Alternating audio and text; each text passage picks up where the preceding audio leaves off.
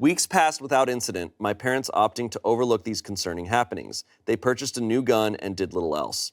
I had stopped... Made of silver bullets. Good luck with that ghost. I shot the ghost 7 times and it didn't do anything. I had stopped worrying about it as much because I've been preoccupied with moving to a new state, but the old knocking returned this evening at 10 p.m. My parents were watching television together when they heard it. They turned on the porch light and peered out the peephole of the back door to investigate, but saw no one. At 3 a.m., I was awake watching television when it sounded as if someone forcefully punched the glass of the usual exposed window. I covered it with a blanket, as I always do.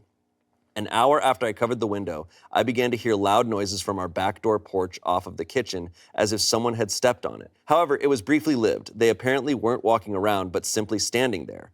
About 10 minutes later, I heard yet more knocking, except this time it wasn't on the exposed living room window, but further down the wall the window is on, next to the couch. It was 3 knocks, forceful enough to rattle the wall a bit, but not so much the couch moved.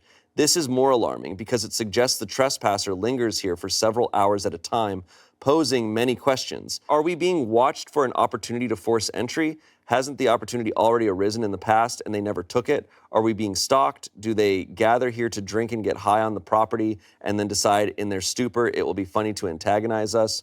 Why is it only our house that is targeted and not the other houses on the farm? Why do they walk several miles to come here? Their behavior is escalating. Will they eventually take things further? I woke my mother and we sat awake together until the sun rose to keep watch. We compiled a list of happenings here that suggests our trespasser visits more frequently than they knock. Despite no one in the family smoking and anyone who does smoke living too far away for us to smell it, we often deal with strong scent of a cigarette around windows or the front and back doors of the house. This happens at our bedroom windows with alarming regularity. Other times, it's strange cologne or a chemical stench like a fresh perm.